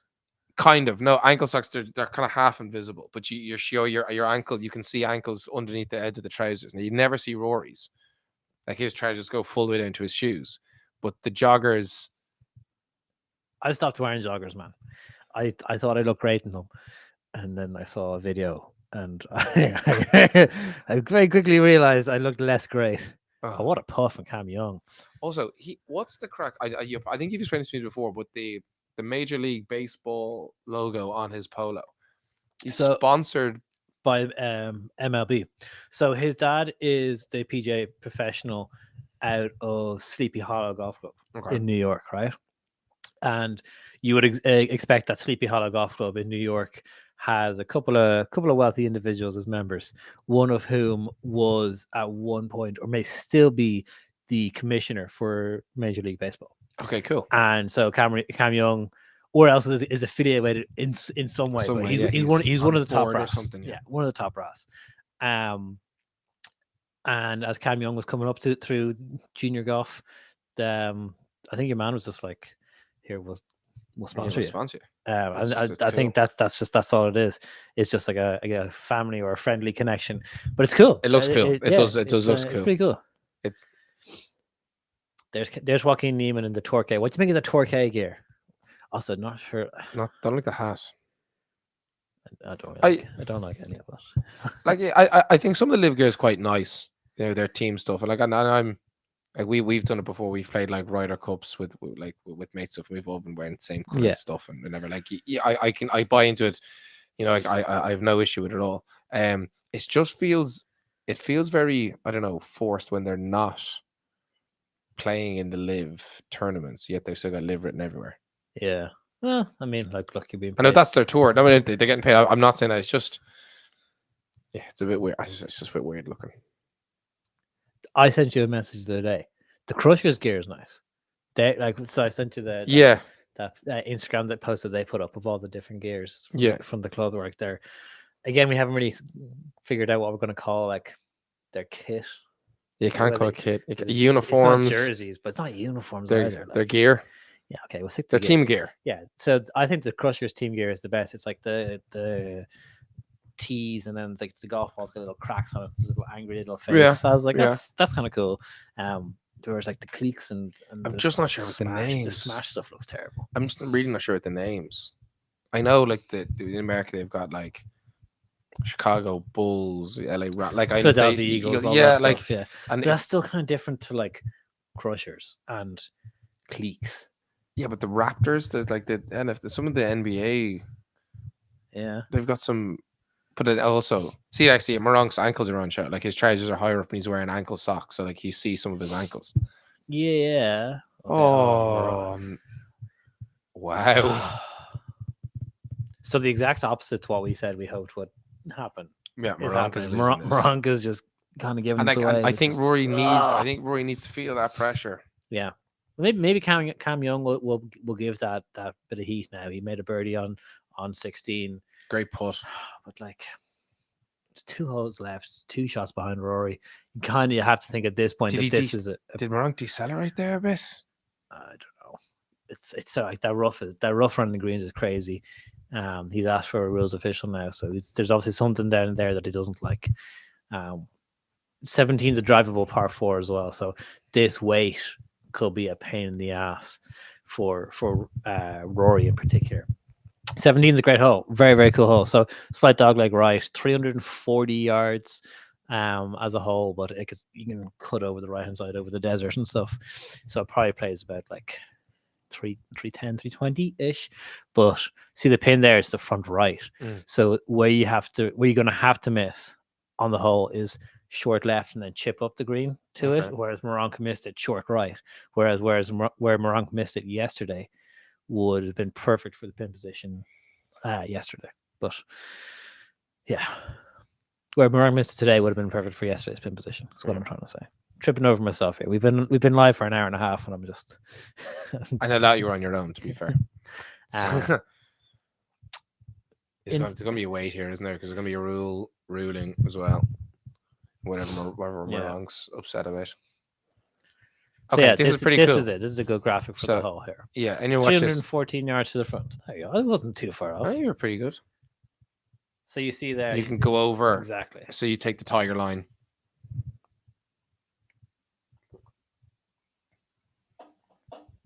Good graphic. Yeah, that was cool. I think we need more though. I think we need a lot more of those because I think the only course that you really can watch and know exactly where you are is Augusta. Yeah, because we're so familiar with it. So familiar, but I think a little bit more of those graphics would be pretty cool to show why they're going that way. Why there's some lad there in a Roll County Down t-shirt representing, like to see it. Yeah. Sorry, I completely forgot what you said there. Decent Barnett on Cam Young, to be fair. Yeah, it's good. I back that. Yeah. Same with you and Ferguson kind of esque. Yeah. You see, Scotty Scheffler was growing a big beard over winter and then shaved it off just before Kapalua. I was like, oh man, you should have kept that. It looked good. It was like, did he look good at it? Like he looked like 50. He already looked like an old man, but like with the beard, it just added so many years to him. He kind of acts so old, but he kind of acts like an old man anyway. Yeah. Whereas, like from one good head of hair to another, Tommy Fleetwood, birdie put on 18. Arguably the best hair on tour. Just the hat still looked too small for his head there. I don't know. It's like the kids Nike hat. It's not like Nike hat that Brooks wears or used to wear. Yeah. Do you know what I mean? It's more. Yeah, it's kind of like a runner's hat. Yeah, that's what it's kind of like. Now I get the other one's probably massive, and you probably look ridiculous with a big wide front. Yeah. I mean, here's one for me. I don't like wearing hats because I feel I look like ridiculously wearing the front way around because I look like Ash Ketchum going on a Pokemon adventure. So I normally just wear a cap backwards, even though. But he does that too, didn't he, Ash? didn't he? Yeah, when it got serious. When they were like starting their Pokemon battle. Yeah, but like I don't think I look like a pro golfer. That's I look such a throwback. I know, but I don't think I look great with it on the front. I think I look weird. So like even if I have it out frontwards, the Callaway hats are actually nicer than normal. The Callaway hats are nicer. They're a nicer fit than the other ones. But yeah. I do get heat for putting my hat back. I've had comments playing golf hat backwards. Some people don't like it. Need to chill out. It's only a hat. Yeah, but it's fuddy duddies, and they were saying it wasn't quite golf. Whatever that means. What does that mean? I don't know. I was being disrespectful to the course, having my hat backwards. Stop. They're the type of guys that would give out the Rory's not have a collared shirt. Yeah. Do you know, we put out that video, we're just rambling now, but we put out the video of us playing in Clare. Yeah. And the amount of people from like industries, like official manufacturers, like guys who worked in either club manufacturers or like golf clubs, being like, "Oh, it's cool that you guys wore hats backwards. That was really cool. Like, it's different." Okay. And so that was nice feedback. So you can tell your friend who says you're being disrespectful that the popular opinion says otherwise. Joaquin Neiman now. I mean, what if Joaquin Neiman kind of backdoored into a top 4 now and just actually wouldn't really be a backdoor. He's playing very well, to be fair to him. It's two under for the day. Could get the 3 under. This feels a bit more like a procession now. Like there doesn't really feel to be the juice. Also, I don't know. Is your bet coming in? My bet's going to come in with Rory winning. No, Torbjorn Olsen shit the bed in a big way. He is. Oh wow! No, it's not down that low. I think I have him here on Facebook. Tied for 21st. He finished 3 over for the day, 4 under total. Shocking day. That was brutal. Like again, I was going to look at the stats here in the driving. Let me do this. Let me get the stats. So.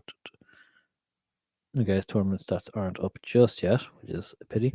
But yeah, he was hot and cold all day, though, wasn't he? Look at him. 5 bogeys, 2 birdies. Like I said, he hit 1 fairway. He hit 2 fairways all day. 3 fairways. He hit 3 fairways all day. And then if you see where he was when he was driving, like look at where he was there. Off the first tee, in the shit in the first tee, in the shit in the second tee, had to take a drop. Mm-hmm. In the shit in the third tee, long of the green on 4, par 3, into the trees in 5. Like that driving is brutal. Just missed the fairway into the rough there on 6, 7. Okay, that's fine. I think Rory likes it. He's walking after it. Oh. Yeah, that'll be okay. It took a big skip on him. So Rory basically drove it just pin high, left the green. He'd be chipping. He's got a lot of green to work with there, to be fair. He does, yeah. That's nice. Yeah. That's a good, smart miss. Like, realistically, all Rory needs to do is just par 17 because he'll birdie 18. Yeah. He'll birdie 18. Did you watch his eagle yesterday? Insane. Oh, my God, man. Oh, my God. But that's why he's just so good. Yeah.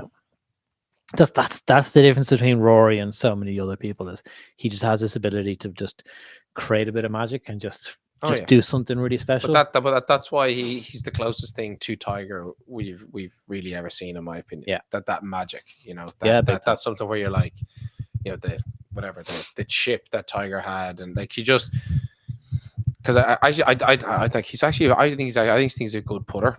I think McIlroy is a good putter. Yeah, no, he seems to be all right. And it seems to be working really well for him at the moment. So I don't know if I'll bet on him winning the Masters. Oh, we'll see how things are going. It's too far out for me to see. Someone was like, someone asked me there, like, oh, you gotta. Like your golf podcast, who's going to win all the majors? I was like, I have no idea. And they were like, what do you mean? I was like, it's not. I was like, I can't pick now. I said, I don't even know who's going to be in them. Like, we don't even like. I was like, imagine trying to pick the 4 major winners today. Look, you couldn't. You would not. How many? Okay, you might have got last year's. You probably would pick Ram. You wouldn't have picked Harman. No way. You wouldn't have picked what's he? Wyndham Clark. Wyndham Clark. Clark. No way. And then the PGA. Brooks. Yeah, you might have got 2 out of 4. I wouldn't have backed Brooks going into, because at the start of the season, like you're like, Liv, who knows they're going to. No, you wouldn't have backed. You would have thrown John Ram in there to win one of them. Yeah, but it wouldn't have been Augusta, just because I probably did this at the start of the year. I would have said John Ram would be more likely to win the US Open again or the PGA. Yeah, that's pretty fair. But yeah, okay, we're back up now. Well, nearly back up with the DP World Tour.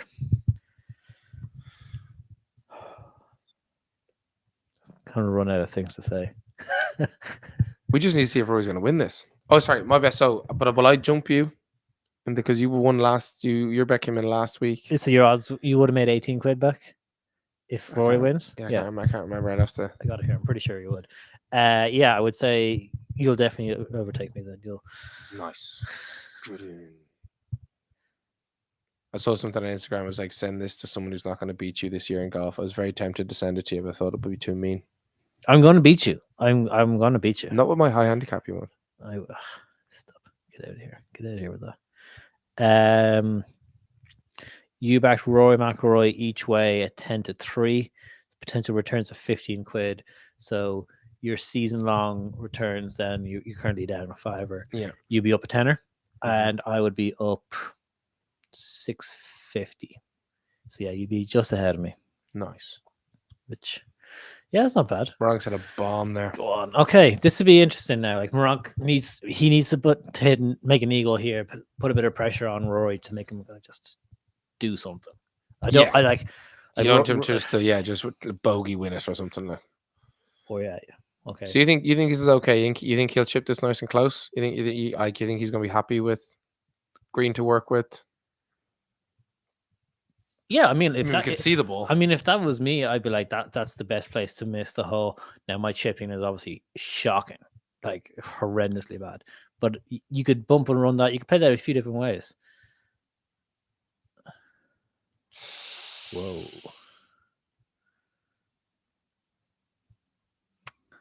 You got. Oh. Okay, so I was completely wrong. Slug at that at the ground afterwards. It was kind of like frustration, kind of like the US Open. Was it US Open where he started hammering into the stuff? Got really angry. Okay, what's Cam Young going to do here now? He's done the same thing Morank did. They're all real struggling. Obviously, this rough around 17 is just brutal, but that's a good bit of drama. You know, if Rory makes a bogey. That's the kind of drama you want. You want a one shot. Needs to birdie 18. He needs to birdie 18, and then he's got to. I hope McIlroy bogeys. See, 18 is a par 5. It's reachable in 2 from Morank off of. Oh my god! That rough. It has to be that rough. That rough has to be so. You just see Morank, Cam Young, and then Rory. Yeah, because Cam Young basically doing it twice. Yeah, as well. I don't think they can feel how the ball's coming out of it. Do you know what I mean? Every time they've hit it, they're like, they can see the shock on their face, so the ball shouldn't have done that. Yeah. Not like they're duffing or anything. It's like they're not sure how it's flying out. It seems very thick to the point where if you kind of give it a good whack, you'd nearly get a flyer. But it's almost like they're kind of getting under it more so than anything. All right. This is tricky because he's gonna have to hit this to get out of that rough, but he's very close. Yeah. So Rory's just got a wedge in hand now. So that chip, I obviously got that completely wrong, and Rory's gone from one side of the green to the other. He's still, it's still a short par 4, so he's playing his third shot here. He's either going to belly wedge this or just try and chip it in. Like it's. He's going to get something on out of that rough because it's still in the. It's not even in the first or second cut. Now he's going for the belly wedge. Look at that. Okay. The silence here is palpable. He's not happy with that. No, that's not a great shot. He's very frustrated. Listen, he's got a 2.5 footer, maybe 3 footer for par. If he doesn't lose ground on this hole, he's going into the final hole, 2-shot lead. Best Morank can really hope for here is an eagle. That'll take him to 14 under. Roy just needs to make a birdie to seal this off. Like it's. he walks away from 17 unscathed with a par, he's realistically got the sun up. Yeah, no, unless Meronk does something miraculous here. 203 yards from Meronk's second shot. That was a monstrous drive. Yeah, 203 yards. A bomb. He's got 203 in. Drawing it in. Nice shot. Okay, well, the Eagles out of play. Yeah. So it's gone to the very back edge of the green. Meronk's going to have a very long putt. He's going to have a very long putt. He's got 75 foot to the pin now for his putt for an eagle. I don't like that from Meronk, I'll be honest with you. And Cam Young just can't make a putt. That's tough. That's not the way you want to see Cam Young kind of finish this. Just no. 4 over for the day. It's another bogey there on 17. That's tough. But look, okay. Rory needs to tidy this up now and get the par in. Yeah, you gotta think he makes this. That's the tournament kind of one for him. Yeah, but with Rory, who knows? He could smash into the water behind him. They're nice shoes, actually. They are nice shoes. Shoes are nice. I'm not overly sold on his choice of trousers, though. Yeah, I was saying earlier, it's like the Colin Morikawa olive. They're very tight in weird areas. It's a small. Wait, what areas? Frontal areas. Yeah. But they don't look comfortable. They you know. I don't know. I'm not a fan of Rory's drip, to be honest. It's very safe. It's which fits in with the Rory brand. Yeah, but Hao Tong Lee. Tell you what, that was a great shot from where he was. Great second shot. Pin high, left of the green. He'd be putting that. That's a good shot.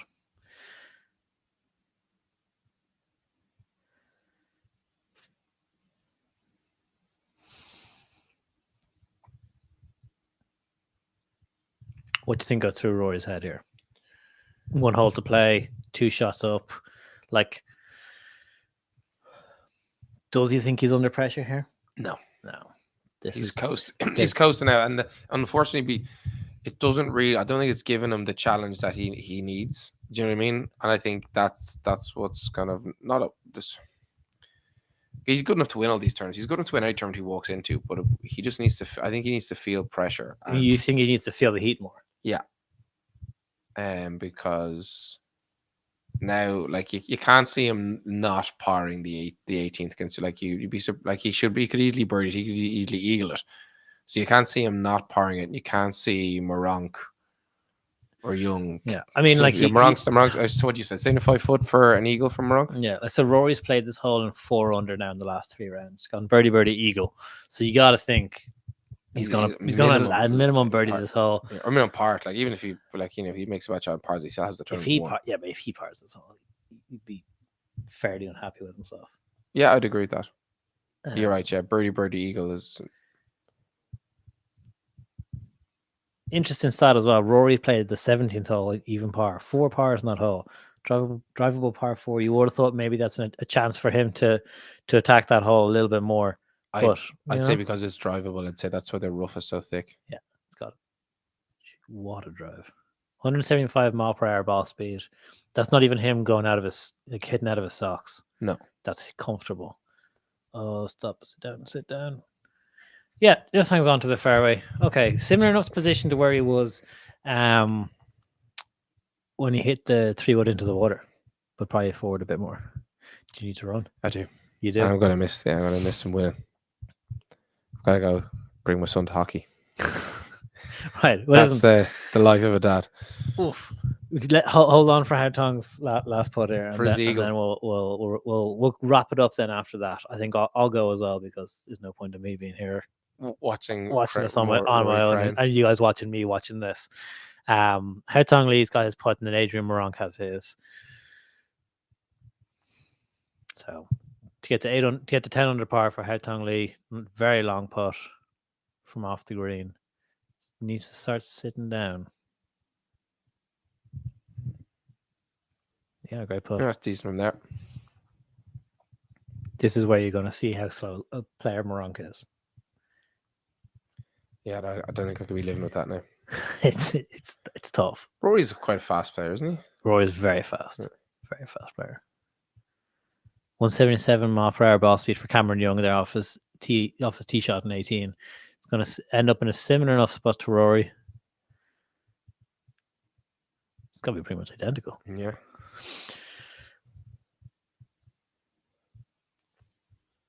What do you eat in the golf course? Rory's chowing down there on a protein bar. You're not much of an eater on the golf course. No, not much of an eater really anymore. Well, yeah, I wouldn't really flash up a photo of Mick for a few years ago. I normally prefer to eat afterwards. Like I love in the clubhouse getting into big burger and chips and stuff. So I'd rather do that. Okay, that's yeah.